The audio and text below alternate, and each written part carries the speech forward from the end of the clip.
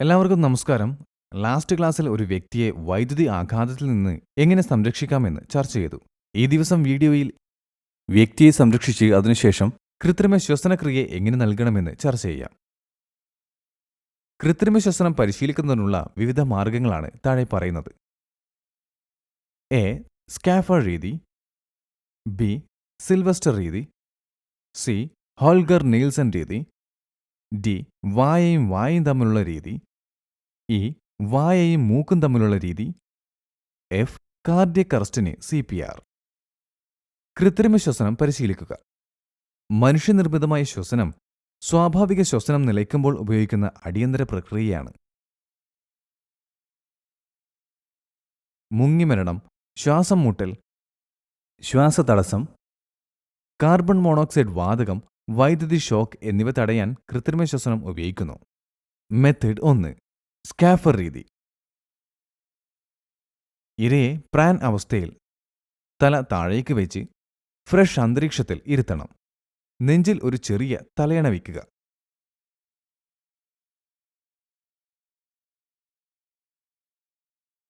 തല ഒരു വശത്തേക്ക് തിരിക്കുക. ഇപ്പോൾ ഇരയുടെ അരികിൽ മുട്ടുകുത്തി അവന്റെ തുടകൾ നിങ്ങളുടെ കാൽമുട്ടുകൾക്കിടയിൽ ആയിരിക്കത്തക്ക വിധം അവന്റെ തലയ്ക്ക് നേരെ അഭിമുഖീകരിക്കുക.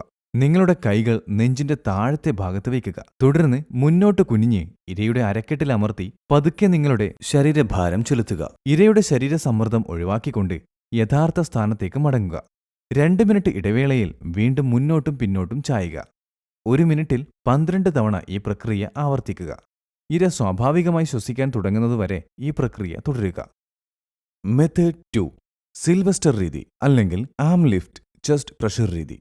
ഇരയെ സ്പിൻ പൊസിഷനിൽ തല മുകളിലേക്കാക്കി ഫ്രഷ് അന്തരീക്ഷത്തിൽ കിടത്തുക.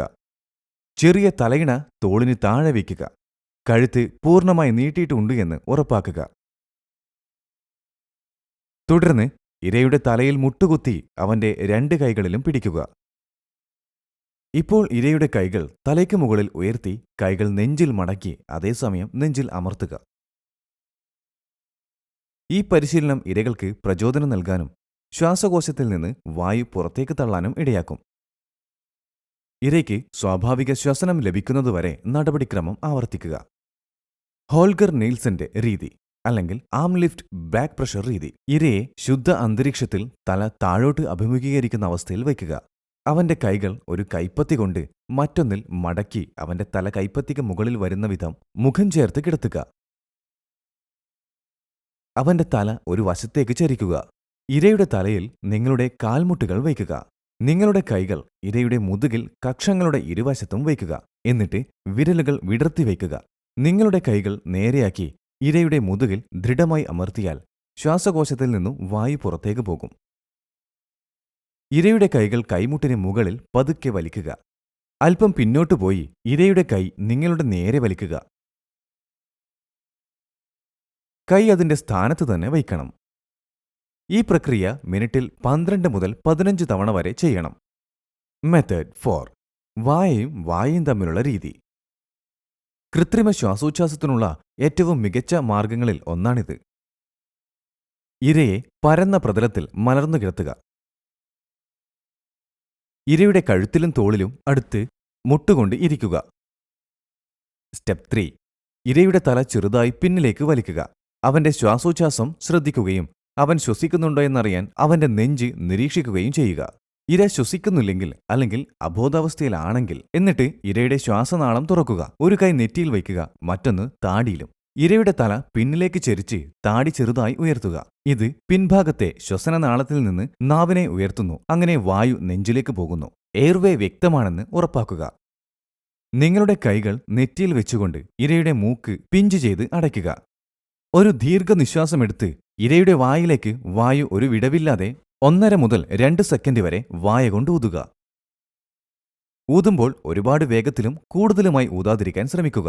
1 സെക്കൻഡ് ഒരു ശ്വാസം, പിന്നെ 1 സെക്കൻഡ് മറ്റൊന്ന്. അങ്ങനെ 1 മിനിറ്റിൽ 10 മുതൽ 12 തവണ വരെ. നെഞ്ചിന്റെ ചലനം കണ്ടതിനുശേഷം ശ്വാസോച്ഛ്വാസം നിർത്തി നിങ്ങളുടെ കൈകൾ ഒന്നിനു മുകളിൽ മറ്റൊന്നായി നെഞ്ചിന്റെ മധ്യഭാഗത്ത് വയ്ക്കുക. നെഞ്ചിൽ ശക്തമായി 30 തവണ തള്ളുക. മെത്തേഡ് 5. വായയും മൂക്കും തമ്മിലുള്ള രീതി.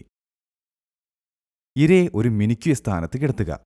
ഇരയുടെ കഴുത്തിലും തോളിലും മുട്ടുകുത്തിയിരിക്കുക. ഒരു കൈകൊണ്ട് നെറ്റിയിൽ പിടിച്ച് മറുകൈകൊണ്ട് താടി ഉയർത്തി വായ അടച്ചുവയ്ക്കുക.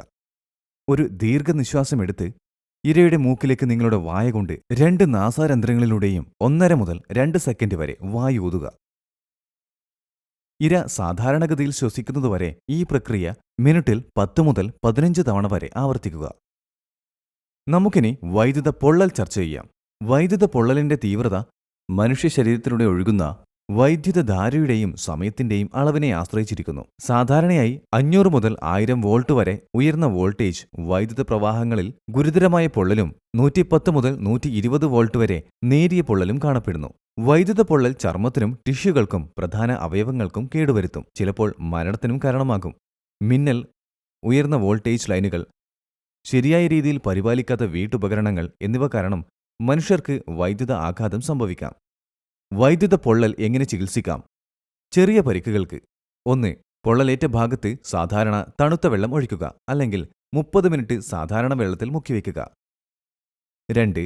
പൊള്ളലേറ്റ ഭാഗത്ത് ഐസ്, ഓയിൽ, തണുത്ത വെള്ളം എന്നിവ പുരട്ടരുത്. 3. പൊള്ളൽ സംരക്ഷിക്കാൻ വൃത്തിയുള്ളതും ഉണങ്ങിയതും അണുവിമുക്തവുമായ ഡ്രസ്സിംഗ് ഉപയോഗിക്കുക. ഇടിമിന്നൽ മൂലവും ഗുരുതരമായ പൊള്ളലുകൾ ഉണ്ടാകാം. ശസ്ത്രക്രിയ ആവശ്യമായും വന്നേക്കാം. ഉടൻ ആംബുലൻസിനെ വിളിക്കുക. ഇതിനിടയിൽ ഇര ശ്വസിക്കുന്നില്ലെങ്കിൽ CPR നടത്തുക. ഈ വീഡിയോ കണ്ടതിനു ശേഷം നിങ്ങൾക്ക് പ്രഥമ ശുശ്രൂഷ നൽകാനും വൈദ്യുതാഘാതത്തിൽ നിന്ന് ആരെയെങ്കിലും രക്ഷിക്കാനും കഴിയുമെന്ന് ഞാൻ പ്രതീക്ഷിക്കുന്നു. ഈ വീഡിയോ കണ്ടതിന് നന്ദി. എല്ലാവർക്കും നല്ലൊരു ദിവസം ആശംസിക്കുന്നു.